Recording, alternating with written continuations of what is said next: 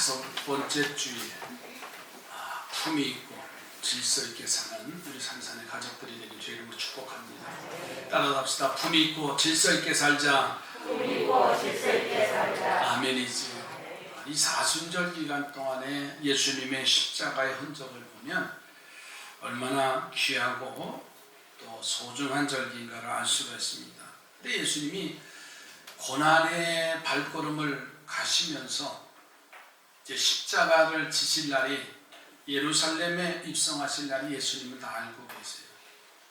근데 예수님은 그 상황과 환경 속에서도 왜 하필이면 내가 그 십자가를 져야 됩니까? 라고 말씀하시잖아요. 원망하거나 불평의 삶이 단 한 자락도 없어, 한 글자도 없어. 감사와 자원의 삶을 사시는 예수님의 흔적을 볼 수가 있어요. 그런데 우리들의 삶을 보면 감사와 자원의 삶이 아니라 환경이나 조건에 맞지 아니하면 왜 우리는 이렇게 불평을 하고 불만이 쌓여지고 살아가고 있는지, 그런 면에서 보면 불만과 불평과 원망으로 가득 찬 삶을 살 때가 참 많아요. 저는 그래서 인생의 불행은 언제 시작되느냐? 불평과 불만으로부터 시작이 됩니다. 불행한 사람을 보면, 불행한 인생의 삶을 사는 그 사람의 기초를 흔들어 보면 불평과 불만이 많더라고요. 왜 그렇게 불만과 왜 그렇게 화가 많은지. 그래서 하나님에 대한 죄악으로 인해서 멸망과 책망이 와도 우리는 끊임없이 불평과 불만을 터뜨리는 거예요. 아무리 잘해줘도요, 아무리 편안하게 해도요, 이 인간의 존재는 만족함이 없어요. 여러분, 아담과 하와를 보세요. 먹으라고 하는 수백 과의 과일은 놔두고요, 동산에 있는 선악을 알게 하는 나무의 열매 한 가지만 따먹지 말라고 했어요. 너 다 먹어라, 다 활용하라. 근데 어떻게 했어요? 못마땅하게 여겼어요. 그러니까 감사할 것이 주변에 너무 많은데 그 단 한 가지 하지 말라고 하는 그것 때문에 불평이 시작해요. 불만을 토로해요. 그런데 사단이 와서 하와를 꼬이잖아요. 결국은 에덴 동산에서 추방한 양이에요. 가인과 아벨이 제사를 드립니다. 근데 하나님께서는 아벨의 제사는 연락하시고 가인의 제사는 받지 않으셨다고 했어요. 그러면 가인에게 있어서는 왜 하나님이 내 제사를 받지 않으셨는가를 깨달으면 돼요. 그런데 동생 아벨의 제사는 받고 자기의 제사는 받지 않았다고 불만이 이렇게 나오는 거예요.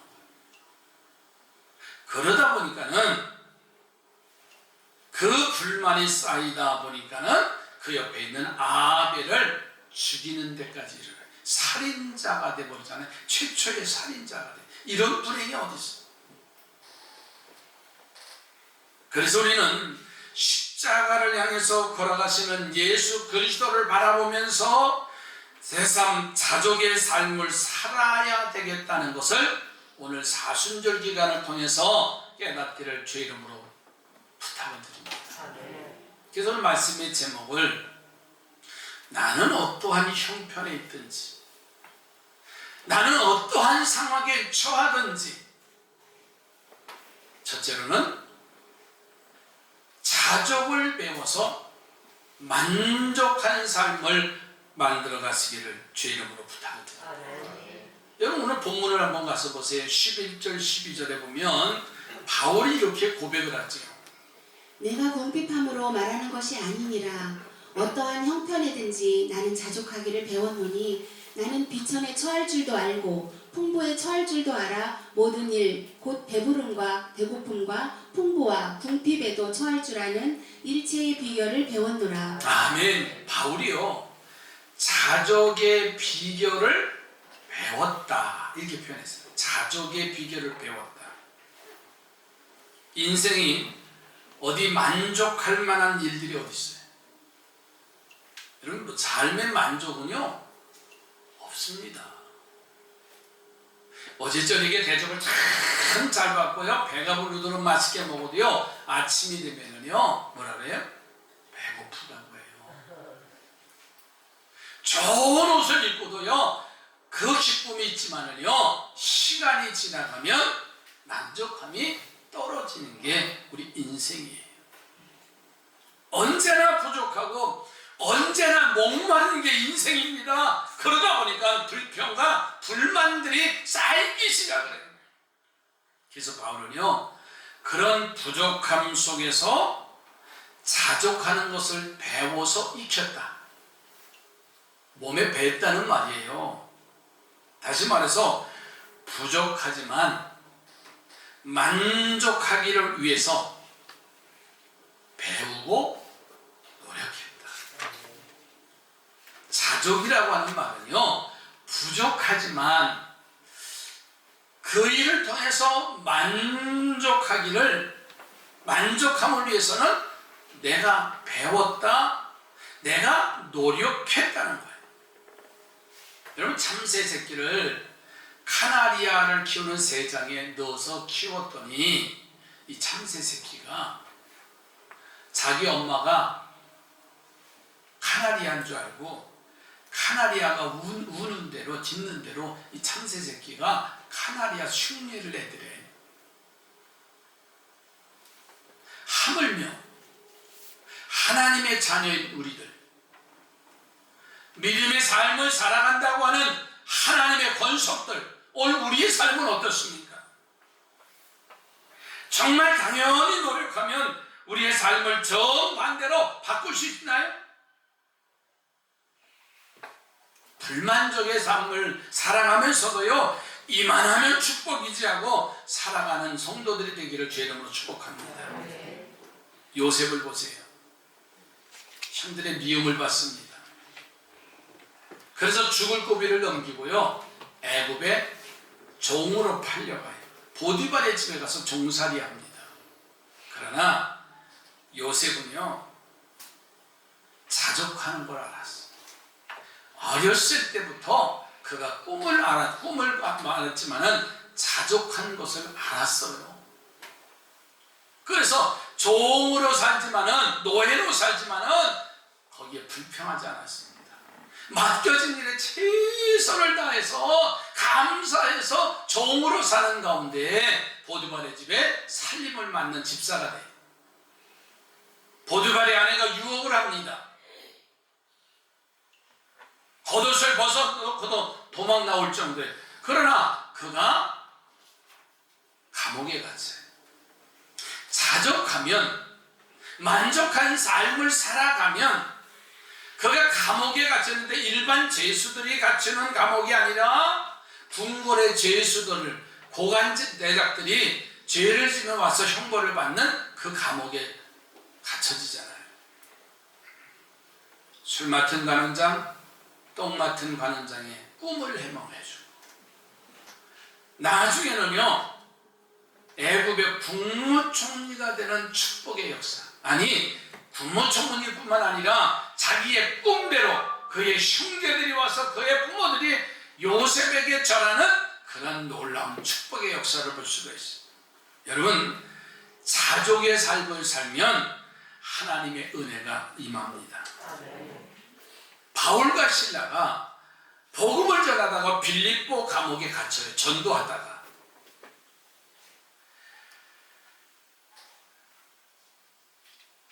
하나님이 도와주시지 않아서 감옥에 갇혔으니 얼마나 원망한 일이에요. 하나님의 일을 하면 하나님이 책임져 주시고 형통한 길을 만들어 주셔야 되는데 이유도 없이 감옥에 갇혀. 여러분, 감옥 생활이라는 게 편한 생활이 아닙니다. 여러분 착각하지 마세요. 지금 요즘 정치인들이 누가 이렇게 들어가서 살고 대통령이 전직 그 편안한 삶이겠어요? 불편하지요. 자유롭지 않습니다. 근데 바울과 실라가 하나님 전도하다가 어려움 당했는데 아니 도와주시지 않고 뭘 하시는 겁니까? 라고 원망할 자리인데 바울과 실라는 그렇게 하지 않았어요. 그들은 자족함을 배웠어요. 그래서 그 두려움과 공포의 자리인 감옥에서도 오히려 바울과 실라는 찬송하고 할렐루야 기도하고 나중에는 간수까지 전도하는 역사가 나타나요. 그 간수의 집까지 가족 자녀들까지 구원의 역사가 나타났어요. 여러분 우리의 부족과 어려움 속에 사는 성도들이요, 이 아침 우리는 자족의 삶을 배워가시기를 주의 이름으로 부탁을 드립니다. 그래서 요셉과 같이 바울과 실라와 같이 어떠한 자리에서도 낙심하지 않고 불평과 만족하지 못한 어려운 삶 속에서도요 만족함을 이룰 수 있는 자족을 배워 익혀서 오늘도 주님을 찬송하기를 주의 이름으로 축복합니다. 자족을 배워서 만족한 삶을 살아가는 게 믿음의 사람들이에요. 두 번째로 나는 어떠한 형편에 있든지 대접하며 살면 자족함을 누릴 수가 있어요. 여러분 자족을 얻는 두 번째 진리는 어려움 중에서요 남을 대접하면 만족을 하나님께서 채워주신다. 그럼 빌립보 교회가 바울 사도에게는 잊혀지지 않는 교회입니다. 근데 이 빌립보 지역의 상황을 보면 우상 숭배가 만연한 곳이에요. 복음이 쉽게 전파되어지는 그런 곳이 아닙니다. 바울이 감옥에 갇힐 정도면 그 상황과 그 환경이 얼마나 열악한가를 알 수가 있어요. 그러니까 복음도 제대로 확산되지 않냐고 핍박을 받으니까는 이 빌립보 교회는 아주 작은 교회예요. 세상 사람들이 보면 실패한 사람들이 모이는 것 같고 세상 사람들이 보면 죄인들이 모이는 것 같고, 그런데도 오히려 자신의 어려움을 주님의 종을 대접하는 삶으로 자족함을 이어가는 교회가 이 빌립보 교회들. 자, 성경을 다시 볼까요? 14절, 15절, 16절 말씀입니다. 그러나 너희가 내 괴로움에 함께 참여하였으니 잘하였도다. 빌립보 사람들아, 너희도 알거니와 복음의 시초에 내가 마게도냐를 떠날 때 주고받는 내 일에 참여한 교회가 너희 외에 아무도 없었느니라. 데살로니가에 있을 때에도 너희가 한 것뿐 아니라 2번이나 나 있을 것을 보내었도다. 아멘. 이 빌립보 교회 성도들의 상황을 바울이 그대로 고백하지요. 바울의 선교 사역에 여러 가지로 대접하는 삶을 살았고, 또 그가 옥중에 갇혔을 때 누구보다도 먼저 바울을 대접하는 일에 열심을 낸 게 빌립보 교회라고 했어요. 그래서 바울은 이 빌립보 교회 성도들의 삶을 칭찬을 하면서 너무나 기쁜 거예요. 그것이 바로 자족함을 이루어가는 두 번째의 진리입니다. 사랑하는 성도들이요, 부족하고 어렵고 힘들 때 한숨 쉬고 원망하고 낙심하지 마시고 오히려 더 하나님을 대접하고 주의 종을 대접하고 남을 대접하며 살기를 주의 이름으로 축복합니다. 옆에 분하고 대접하며 삽시다. 여러분, 대접할 때 그 기쁨은요 이루 말할 수 없어요. 여러분, 여유가 있어서 대접하는 게 아니고요, 남아서 대접하는 게 아니라 함께 생명을 나누는 것과 같은 그런 공동체가 되어지는 거예요. 여러분, 우리 하나님은요 만족을 누리는 자족의 기쁨을 허락하실 줄로 믿습니다. 옥합을 깬 여인의 이야기 잘 알잖아요. 아니, 조금만 주님 앞에 드려도요 칭찬받을 일인데 이 여인은 자신이 가지고 있는 옥합을 깨어서 예수님의 몸에 몽땅 다 버버리는 거예요. 제자들이 옆에서 있다가 책망까지 했잖아요. 왜 이것을 가지고 허비하느냐? 그 값을 팔아서 가난한 사람들에게 나눠주면 더 좋은 일을 할 텐데 왜 허비하느냐고 책망까지 하는 것을 볼 수 있어요. 그러나 예수님은요, 그렇게 말씀하시지 않았어요. 그가 내게 좋은 일을 했다. 이 여인은요, 주님을 향해서 대접하는 그 모습은요, 그가 바로 자족하기를 배운 거예요. 자족의 기쁨을 알고 있기에 그는 그 전부를 주님을 위해서 대접할 수가 있었던 거예요. 아무나 할 수 있는 게 아니에요. 자족함을 배우는 자가 주를 위해서 헌신할 수 있는 거예요. 사르밧 가부 이야기도 비슷합니다. 엘리야 선지자가 이 사르밧 땅에 가서 이 가부의 집에 가서 먹을 것을 빵을 좀 오늘 저녁에 해달라고 말합니다. 그런데 이 가정의 형편은 여러분이 알다시피 그날 저녁에 마지막 빵 한 조각 구워서 먹으면, 아들과 함께 먹으면 내일서부터는 언제 먹을까? 그러한 어려움 속에 있었어요. 근데 이 사르밧 가부의 모습을 보니까는 왜 하필이면 주의 종이 내 집에 와서 빵을 달라고 합니까? 아니, 이 성에 부자도 많고 여유 있는 사람도 많은데 하필이면 왜 내 집에 와서 달라고 하십니까? 라고 말하지 않더라. 그는 그 마음속에 자족하는 마음이 있었어요. 여기까지 산 것도 주님의 은혜라는 사실. 힘든 가정 속에서 아들 하나 데리고 살면서 이것이 하나님의 은혜라는 것을 알았어. 들에 나가서 땔감을 구해오는데 불평하지 않았습니다.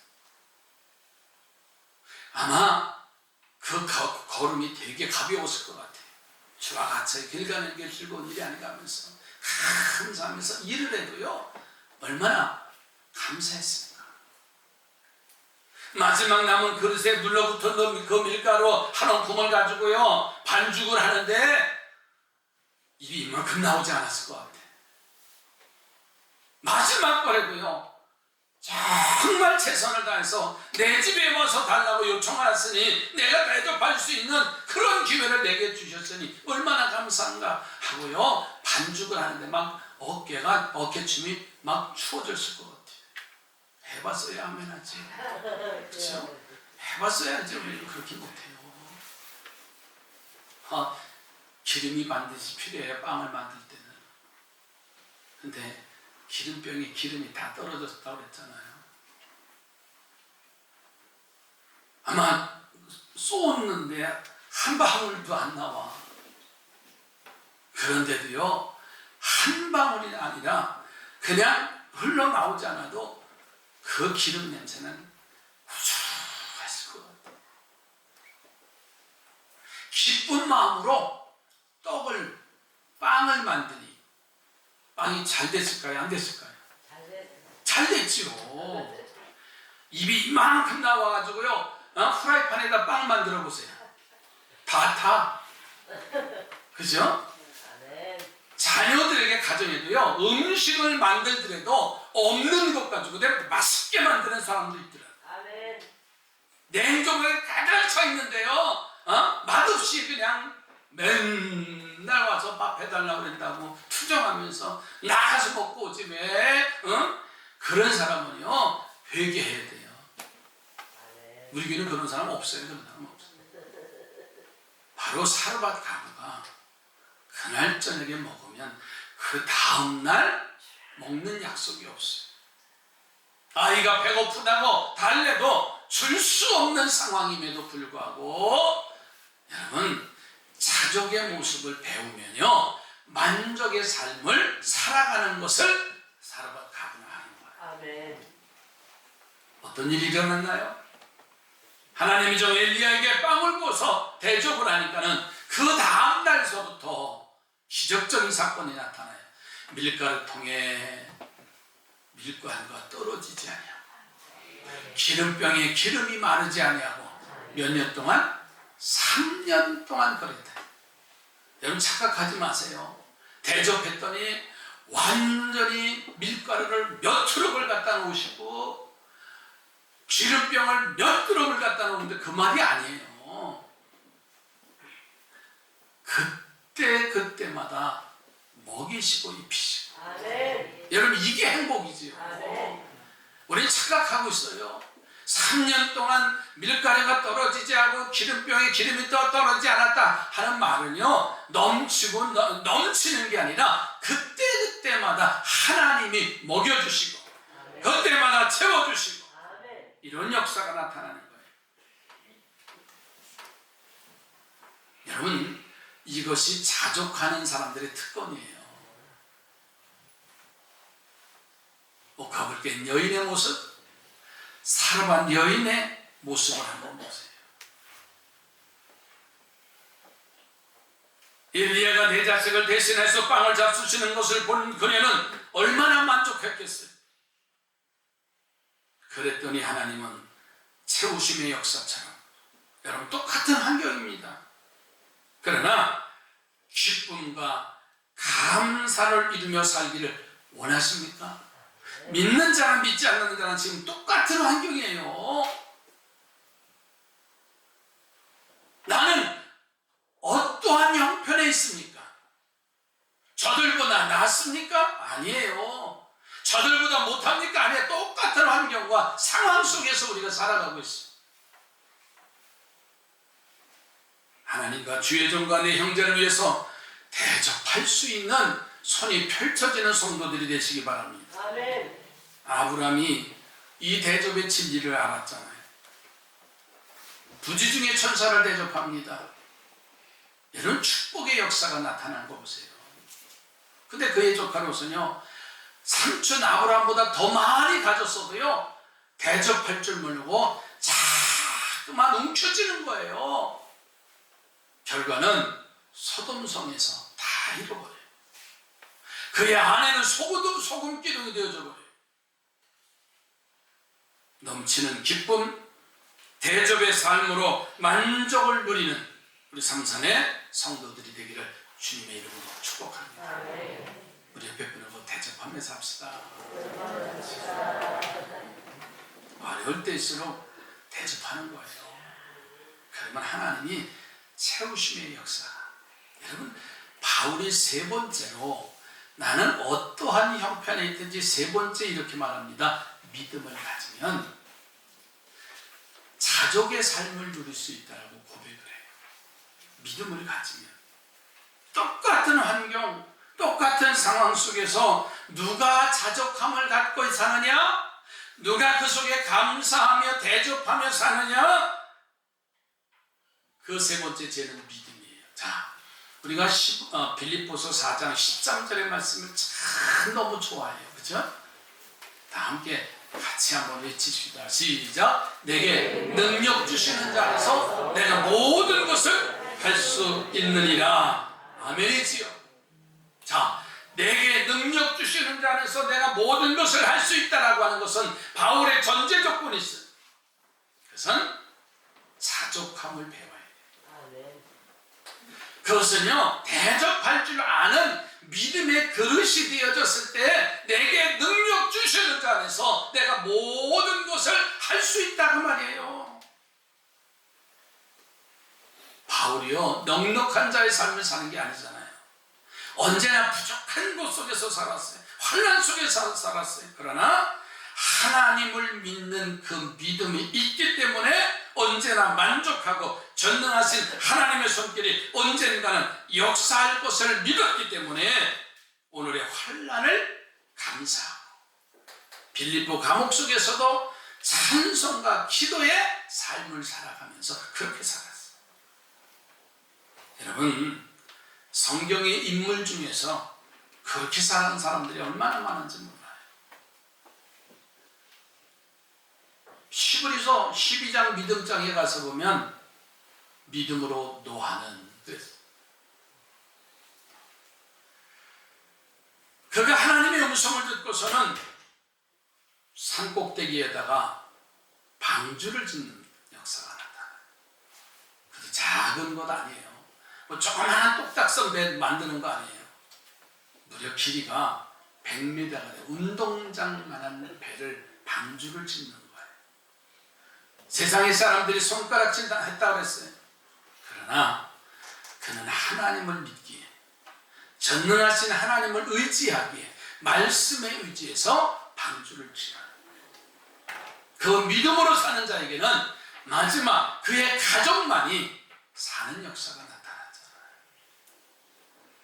아브라함을 보세요. 하나님의 신실함을 믿었잖아요. 때론 마음의 중간에 갈등이 일어났지만 25년을 기다리니 100세의 아들 이삭을 하나님이 선물로 주셔. 히스기야를 보세요. 그가 왕이 어렸을 때 죽음을 선포하는 사형 선고를 당하는 병에, 죽을 병에 걸려요. 그러나 하나님의 놀라운 능력을 믿었기 때문에 자신이 사형 선고를 받았음에도 아랑곳하지 않고 얼굴을 벽을 향해서 통곡을 하면서 하나님 앞에 기도해요. 이 말은 뭔가요? 세상을 바라보지 않았다는 거예요. 오직 나의 생명의 주인은 여호와 하나님이시라고 하며 벽을 향해서 기도했던 히스기야 왕의 그 기도를 들으시는데 14년 동안의 생명을 연장시켜 주셔요. 전능하신 하나님을 믿는 믿음의 역사입니다. 여러분, 믿음은 우리를 만족하게 하는 거예요. 4명의 친구들에 의해서 들것에 들려온 중풍병자가요, 예수님 앞에 섰을 때 내 죄 사함을 받았느니라 하면서 일어나 내 상을 가지고 가라고 명령까지 하셨어요. 믿음이 없기 때문에 불평하는 겁니다. 믿음이 없기 때문에 원망하는 겁니다. 믿음이 없기 때문에 낙심하는 겁니다. 믿음이 없기 때문에 속상해하는 겁니다. 결국은 신앙도 잃어버리는 거예요. 결과는 사명도 잃어버리는 거고요. 하나님의 우리를 주시는 축복까지 빼앗기는 거, 상실해버리는 거예요. 그러나 믿음이 있으면 불평도 사라져요. 믿음이 있으면 불만도 사라져요. 믿음이 있으면 낙심하지 않고요. 믿음이 있으면은요, 속상한 일도 지나가 버려요. 그래서 신앙이 든든히 서져가고 하나님의 주신 사명을 붙잡고 그 사명을 감당하는 축복된 인물들이 된다는 거예요. 사랑하는 성도들이요, 능력 주시는 하나님을 믿는 이 믿음을 가지고 참 자족의 기쁨을 누리며 살아가기를 주님의 이름으로 축복합니다. 믿음이 없이는 하나님을 기쁘시게 해드릴 수 없느니라고 말씀하셨어요. 믿음이 없이는 만족을 소유할 길이 없습니다. 저는 이 아침 이 시간 예배한 우리 사랑하는 삼산의 성도들 사순절 기간 동안 나는 어떠한 형편에 있든지, 나는 어떠한 상황이든지, 내게 어떠한 환경이든지 자족함을 배워서 만족한 삶을 사시기를 주 이름으로 부탁을 드립니다. 나는 어떠한 상황과 형편에 있든지 대적하며 살면서 자족함을 누릴 수 있기를 바라고요. 내가 어떠한 형편에 있든지 불평과 불만과 원망이 아니라 믿음을 가지고 자족의 삶을 살아가는 행복한 성도, 세상의 사람들이 부러워할 만한 믿음의 용사들로 세워져 가기를 주의 이름으로 축복합니다. 기도합니다. 믿음이 없이는 하나님을 기쁘시게 해드릴 수 없다고 했습니다. 믿음이 없이는 만족함을 소유할 수가 없습니다. 나는 어떠한 형편에 있든지 자족함을 배워서 만족한 삶을 사는 승리자 되게 하옵소서. 대접을 하며 살면 자족함을 누릴 수 있는데, 믿음을 가지면 자족의 삶을 누릴 수가 있는데, 주님 붙잡아 주시옵소서. 예수님의 이름으로 기도드립니다.